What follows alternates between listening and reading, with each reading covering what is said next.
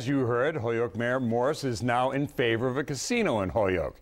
This news comes after Hard Rock Casino executives failed to persuade Mayor Morse that bringing a casino to the city would improve the local economy. Well, 22 News reporter Ryan Walsh traveled to Fort Lauderdale, Florida today to speak with executives from Paper City Development Company. Ryan joins us now live from Fort Lauderdale. Joe LASHINGER is the president of Paper City Development, the group that was working recently with Hard Rock International to try to bring a casino to Holyoke at the Wyckoff Country Club. Joe, when you first heard about the mayor changing course, what kind of thoughts came into your head?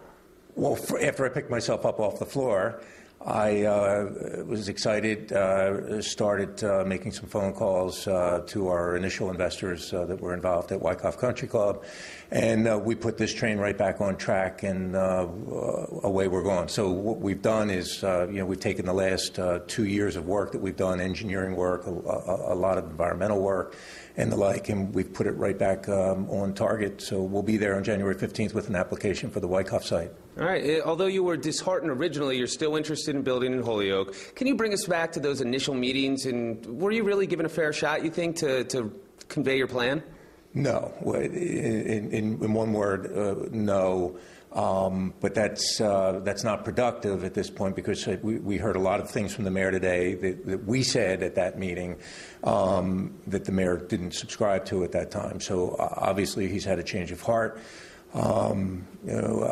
which benefits, I think, the citizens of Holyoke more importantly. So while we're the beneficiaries as a gaming operator, the bigger winners today with the mayor's decision, I do applaud him, a very tough decision.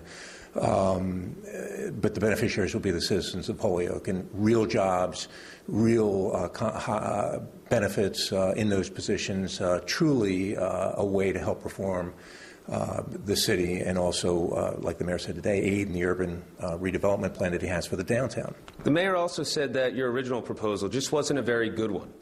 Can you kind of tell us a little bit about that proposal, and if anything's changed in the last year or so? Well, the mayor misrepresented that. It was an excellent proposal. We were open, we were transparent, everyone knew that we were meeting with the mayor.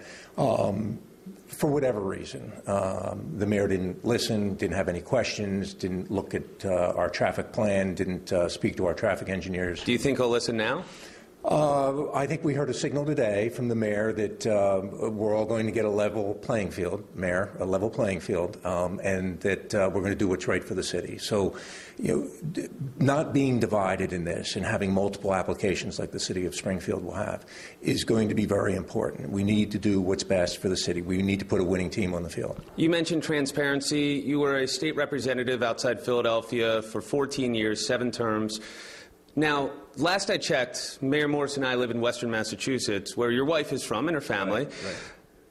When you talk to the Boston Globe, what kind of political games are you playing instead of trying to talk to some of the people in our areas, as I was trying to, just get some answers from them the past couple days? Ryan, I don't get that. Now, I have a similar story. Why wouldn't you talk to the experts? I respect Eric Serve and his entertainment background in that region of the state, but why not talk to the gaming experts? We had the chairman CEO of Hard Rock International in his office, and he never asked a question about gaming. And if the mayor's been thinking about this since September, he should have asked us to provide him with some of the details we had done for regional revenue sharing, bringing the mayors in from the surrounding communities. Give him the labor agreement that we had already signed. A lot of things that need to be done that any other site in Holyoke will have to catch up on. And speaking of Hard Rock, would that affiliation at Wyckoff as you move forward, would that be with Hard Rock, or is that still up in the air now? That's very much in the air. They left Holyoke after that meeting with the mayor with a very bad taste, and they didn't feel that there was any invitation for them to be there. So, but what I can say is that the phone lines have been burning up today and through the weekend from a number of other gaming operators and financing sources that we contemplate bringing on board. All right, Joe LASHINGER, president of Paper City Development, with me here in Fort Lauderdale, Florida, reporting in Florida.